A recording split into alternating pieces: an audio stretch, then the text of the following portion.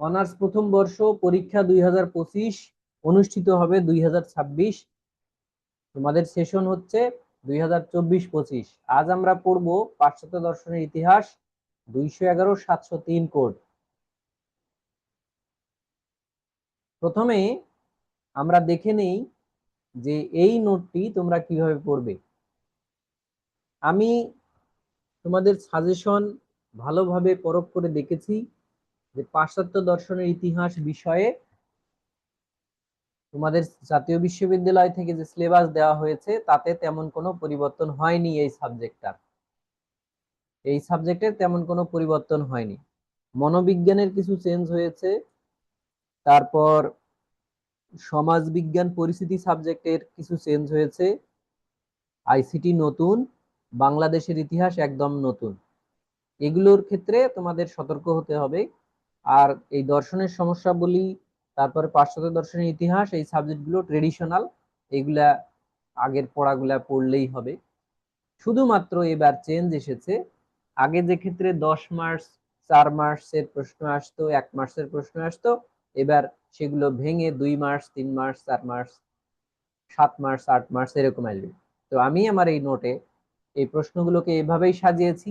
আপাত দৃষ্টিতে মনে হতে পারে যে প্রশ্নগুলো অনেক, আসলে অনেক প্রশ্ন না, ছোট ছোট অনেক প্রশ্ন থাকার কারণে এই সমস্যাটা হয়েছে।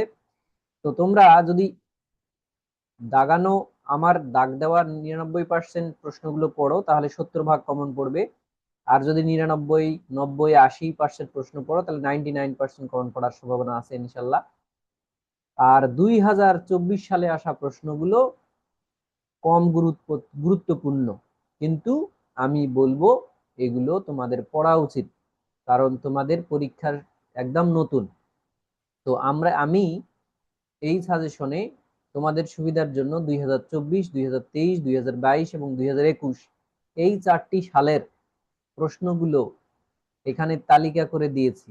তো তোমরা যদি সব প্রশ্ন না পড়ো তাহলে এই প্রশ্নগুলা তোমাদেরকে মোটামুটি ভালো করে পড়তে হবে। যেমন এখানে আমাদের প্রশ্নটা এটা আসছে, 24 সালেও আসছে, এবারও আসতে পারে, কারণ এটা হচ্ছে যে আমাদের 2 মার্চের প্রশ্ন আসতে পারে, 4 মার্চের আসতে পারে।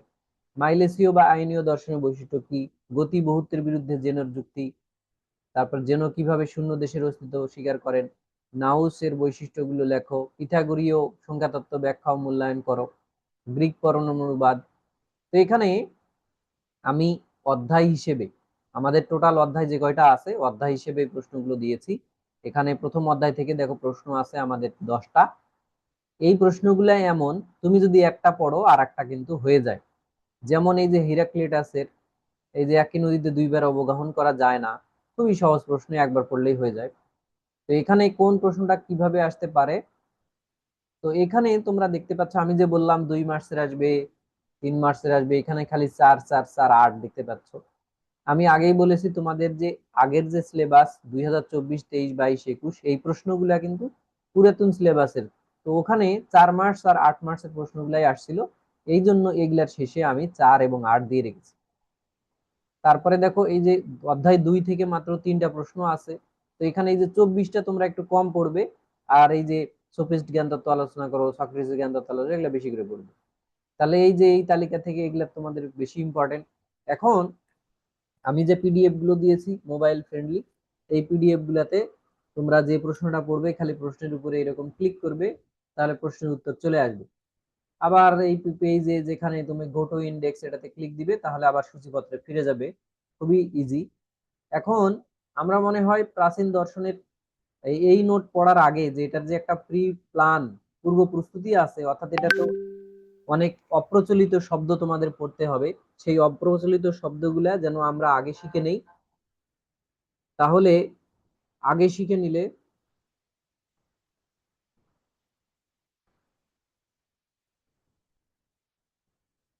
শিখে নিলে তখন তোমাদের প্রশ্নগুলা বুঝতে সুবিধা হবে। তো আমরা এই যে এটা আগে দেখি পূর্ব প্রস্তুতি, এটা কি আমি পড়াইছিলাম? কেউ একজন আমাকে স্মরণ করে দাও, আমি কি পূর্ব প্রস্তুতিটা তোমাদের পড়িয়েছি এই সাবজেক্টের?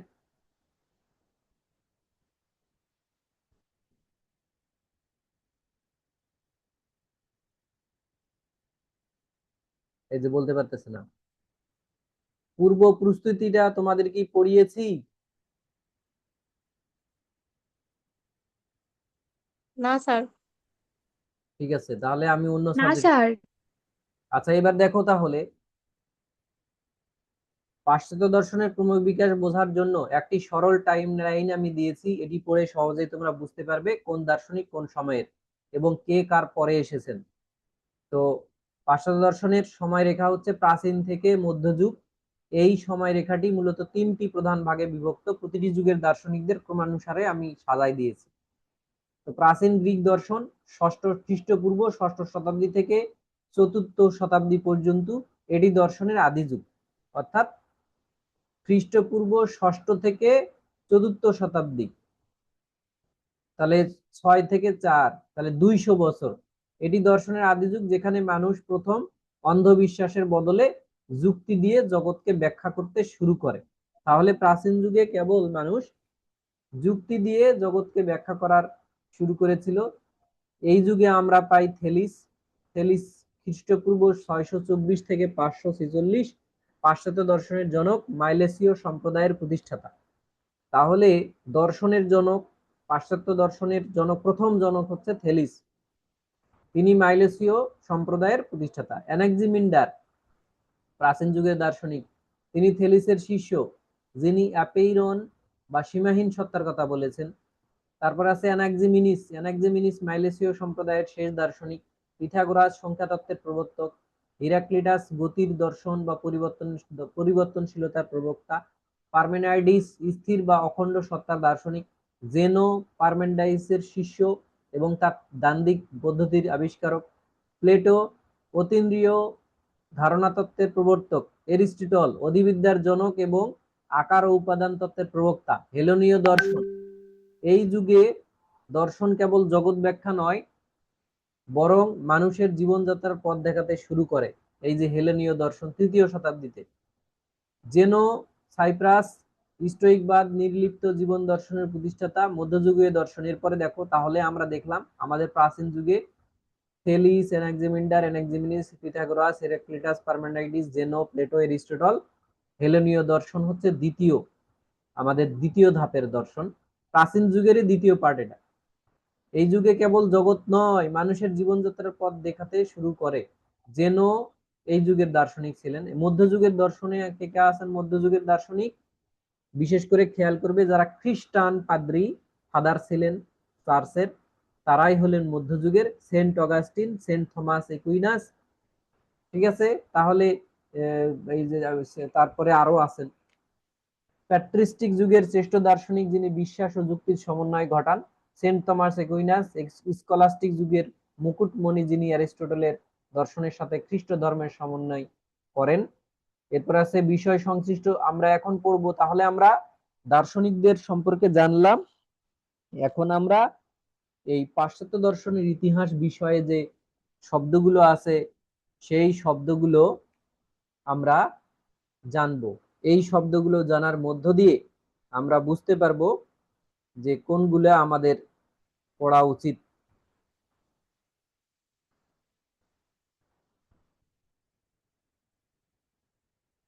আচ্ছা, প্রথমে হলো মিথস বা মাইথোস, পৌরাণিক ব্যাখ্যা। এই মিথস মানে হলো পৌরাণিক ব্যাখ্যা, থেকে লগস যৌক্তিক ব্যাখ্যা, পৌরাণিক ব্যাখ্যা থেকে যৌক্তিক ব্যাখ্যা। তাহলে মিথস থেকে লগস, লগস শব্দের অর্থ জ্ঞান, মিথস মানে হচ্ছে পৌরাণিক ব্যাখ্যা। আমি পৌরাণিক ব্যাখ্যার একটা উদাহরণ দেই। পৌরাণিক ব্যাখ্যা হচ্ছে, আগে মনে করা হতো, আগেকার মানুষ বিশ্বাস করত যে এই পৃথিবীটা একটি ষাঁড়ের শিংয়ের উপরে বসানো আছে। ষাঁড়টি যখন পৃথিবীটাকে তার শিংয়ের উপরে অনেকক্ষণ নিয়ে থাকে, তখন তার শিংয়ে ব্যথা হয়, তখন সে ঝটকা দিয়ে এক শিং থেকে অন্য শিংয়ের উপরে পৃথিবীটাকে সরিয়ে নেয়। এই সময় এক শিং থেকে অন্য শিংয়ে চটকা দিয়ে যে একটা ঝাঁকুনি খায়, এটাই হলো ভূমিকম্প। তখনকার মানুষ এটাই বিশ্বাস করত যে এটা ভূমিকম্প এই কারণেই হয়। ভূমিকম্প হওয়ার কারণ হচ্ছে যে এক শিং থেকে অন্য শিঙে পৃথিবীটাকে সরে নিয়ে যাওয়া। তোমরা কি বুঝতে পারছো? তাহলে এই যে আমি, এটার কি কোনো ভিত্তি আছে? এটার কোনো দার্শনিক ভিত্তি আছে বা কোনো লজিক্যাল কোনো কারণ আছে এই গল্পের সাথে? এটার কি বিজ্ঞানের সাথে সম্পর্ক আছে? নাই। এই রকম ব্যাখ্যাই হচ্ছে পৌরাণিক ব্যাখ্যা। আচ্ছা, জগৎ সৃষ্টির পিছনে দেবদেবীর অলৌকিক ক্ষমতার যে গল্প, তাকে মিথোস বলে। এটা মিথোস বা কেউ কেউ মাইথোসও বলে। আর এর পিছনের প্রকৃত প্রাকৃতিক কারণ খোঁজার নাম হচ্ছে লোগোস। মেঘ ডাকলে দেবতারা রাগ করছে, এটি ভাবা হলো মিথোস। তাহলে মেঘ ডাকে, কেউ কেউ মনে করে দেবতারা রাগ করছে। আমরা যেমন শুনি চাঁদের বুড়ি চাঁদে বসে ওই যে দড়ি পাকায়, বুড়ে আর বুড়ি যখন ঝগড়া লাগে তখনই কালবৈশাখী ঝড় হয়। তো এটাই হচ্ছে মিথোস। আর যদি আমি বলি যে মেঘের ঘর্ষণের বৈজ্ঞানিক কারণ খোঁজা হলো লোগোস, অর্থাৎ মেঘের যে ঘর্ষণের ফলে শব্দ হয়, বিজলি চমকে, এই কথাটা হচ্ছে লোগোস। এরপর আমরা পড়বো আর্টপস, আদি উপাদান। আর্টপস মানে হচ্ছে আদি উপাদান। জগতের সবকিছুর মূলে যে একটি মাত্র প্রাথমিক জিনিস বা কাঁচামাল রয়েছে তাকে আদি উপাদান বলে। মানে যা দিয়ে এই জগতের সবকিছু গঠিত তাকে বলা হয় আর্টপস বা আদি উপাদান। এই জগতের আদি উপাদান কেউ বলেছেন পানি, যেমন থেলিস বলছেন সব কিছু সৃষ্টি হয়েছে পানি থেকে। বাবা, মাটির হাঁড়ি কলস মূর্তির ক্ষেত্রে মাটি হলো আদি উপাদান। মনিজম, মনিজম শব্দের অর্থ হলো একত্ববাদ। এই বৈচিত্র্যময় জগতের সবকিছুর মূলে কেবল একটি মাত্র উপাদান রয়েছে, এই বিশ্বাসকেই বলা হয় মনিজম। যেমন সোনার তৈরি চুড়ি, হার, কানের দুল, সবকিছুর মূল উপাদান কেবল সোনা। তারপরে হাইলোইজম মানে হচ্ছে সর্বপ্রাণবাদ। অর্থাৎ ইংরেজি না পড়লেও হবে, তোমাদের এই বাংলা শব্দগুলি সর্বপ্রাণবাদ কি এটা জানলেই হবে। তো দেখো, জড় পদার্থের নিজস্ব প্রাণ, আত্মা বা চালিকা শক্তি আছে। প্রাচীনকালের এই বিশ্বাসকে বলা হয় সর্বপ্রাণবাদ। প্রাচীনকালের কোন কোন দার্শনিক বিশ্বাস করতেন টেবিল চেয়ারেরও আত্মা আছে, প্রাণ আছে, কিন্তু আমরা হয়তো জানি না, আমরা হয়তো বুঝি না, আমাদের সেই বোঝার ক্ষমতা নাই। এই বিশ্বাসকে বলা হয় সর্বপ্রাণবাদ। অর্থাৎ যারা সর্বে প্রাণের অস্তিত্ব খুঁজে পায় তাদেরকে সর্বপ্রাণবাদী বলে। চুম্বক যেমন লোহাকে নিজের দিকে আকর্ষণ করে, প্রাচীন দার্শনিকরা ভাবতেন জড় বস্তুর ভেতরে এমন ঐশ্বরিক প্রাণ লুকিয়ে আছে। অ্যাপ্রিয়ন মানে হচ্ছে সীমাহীন সত্তা। এটি এমন এক আদিম অনন্ত শক্তি যার কোনো নির্দিষ্ট আকার বা সীমা নেই, কিন্তু এর ভিতর থেকেই সবকিছুর জন্ম হয়। উদাহরণস্বরূপ একটি বিশাল ফাঁকা ক্যানভাস যেখানে এখনো কোনো ছবি আঁকা হয়নি, কিন্তু সেখান থেকে যে কোনো ছবি তৈরি হতে পারে। তারপরে আছে ফ্লাক্স থিওরি। ফ্লাক্স থিওরি হচ্ছে গতির দর্শন বা পরিবর্তনশীলতা। জগতে স্থায়ী বলে কিছুই নাই, সবকিছুই প্রতি মুহূর্তে পরিবর্তন হচ্ছে, এটাই হলো গতির দর্শন। অর্থাৎ এই যে আজকে তোমরা যা রাতটা পার হলেই তোমাদের বয়স কিন্তু একদিন বেশি হয়ে যাচ্ছে, এটাই হচ্ছে পরিবর্তন। নদীর স্রোত যেমন প্রতি মুহূর্তে বদলায়, আমাদের জীবন ও জগৎ ঠিক পরিবর্তনশীল। মেটাফিজিক্স, মেটাফিজিক্সের বাংলা হচ্ছে অধিবিদ্যা। পদার্থবিজ্ঞান বা দৃশ্যমান জগতের বাইরে গিয়ে জগতের আদি কারণ, আত্মা বা ঈশ্বরের স্বরূপ নিয়ে যে বিদ্যা আলোচনা করে তাকে অধিবিদ্যা বলে। তাহলে অধিবিদ্যা কি? পদার্থবিজ্ঞান বা দৃশ্যমান জগতের বাইরে গিয়ে জগতের আদি কারণ, অর্থাৎ আমাদের এই যে ইন্দ্রিয় জগতের বাইরে গিয়ে, আমরা চোখ কান নাক দিয়ে যে পৃথিবীকে দেখি, এই ইন্দ্রিয়ের বাইরে গিয়ে জগতের আদি কারণ, আদি কারণ মানে কি দিয়ে এই জগৎ গঠিত, আত্মা ঈশ্বরের স্বরূপ নিয়ে যেই বিদ্যা আলোচনা করে তাকে অধিবিদ্যা বলে। পটেনশিয়ালিটি মানে সম্ভাবনা, আর অ্যাকচুয়ালিটি মানে বাস্তবতা। উপাদানের সুপ্ত অবস্থাকে সম্ভাবনা, আর তার পূর্ণাঙ্গ রূপকে বলে বাস্তবতা। একটি আমের আটির ভিতরে গাছ হওয়ার সম্ভাবনা লুকিয়ে থাকে, আর যখন সেটি গাছটি বড় হয় তখন সেটা হলো বাস্তবতা। তাহলে আমের আটির ভিতরে গাছ হওয়ার সম্ভাবনা, গাছ হতে পারে, এই ব্যাপারটা হলো সম্ভাবনা, আর গাছ হয়ে যাওয়াটা হলো বাস্তবতা। তারপরে আছে স্কলাস্টিক বাদ, ইংলিশে স্কলাস্টিসিজম। ধর্মীয় অন্ধবিশ্বাস এবং গ্রিক যৌক্তিক চিন্তার মধ্যে সমন্বয় সাধনের দার্শনিক চেষ্টাকে বলা হয় স্কলাস্টিক বাদ। এটা পরীক্ষায় আসে, ভাইভাতে জিজ্ঞাসা করে। তাহলে স্কলাস্টিক বাদ হচ্ছে ধর্মীয় বিশ্বাস। এই ধর্মীয় বিশ্বাসের সাথে যখন যৌক্তিক চিন্তার অর্থাৎ ধর্ম বিশ্বাসের সাথে যখন লজিক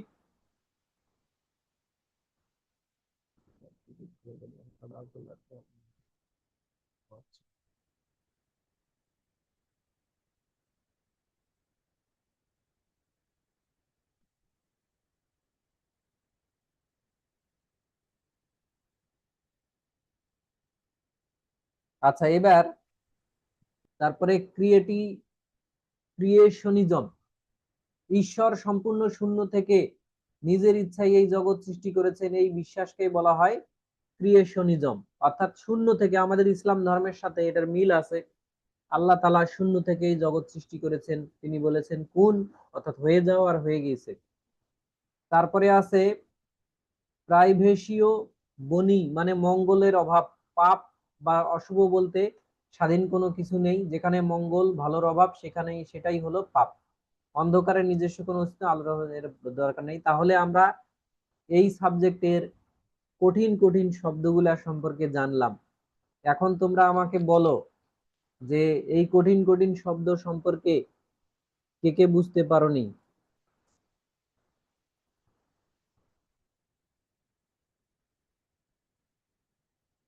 সবাই কি বুঝতে পারছো?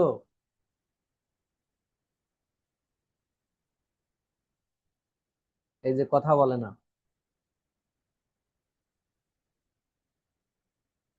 কোনটা বুঝতে পারো নাই? না বুঝলে বললে বুঝবো কিভাবে?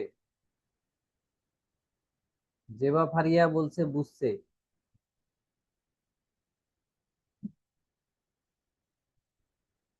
আচ্ছা, এবার আমরা পড়বো আমাদের টপিক 2, দার্শনিকদের নাম, তাদের মূল মতবাদ।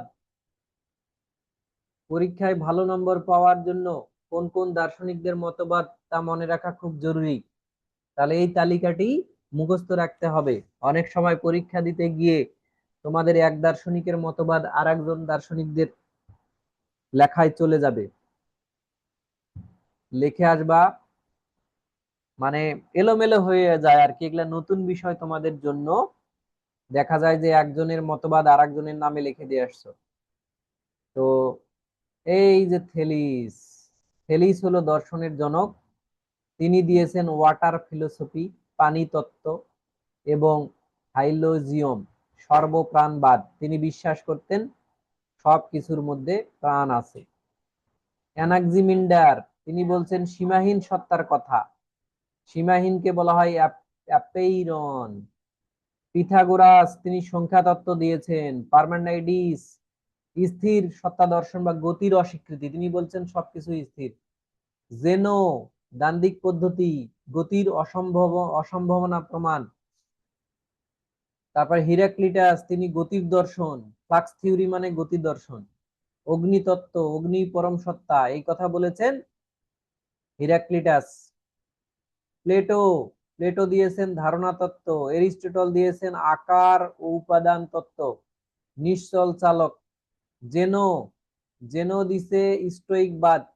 সেন্ট অগাস্টিন ঈশ্বরের নগরী স্বর্গরাজ্যের কথা বলেছেন। তারপরে সেন্ট থমাস একুইনাস দিছেন স্কলাস্টিকবাদ এবং ঈশ্বরের অস্তিত্ব প্রমাণে 5টি যুক্তি, 5 ওয়েজ। তাহলে সেন্ট থমাস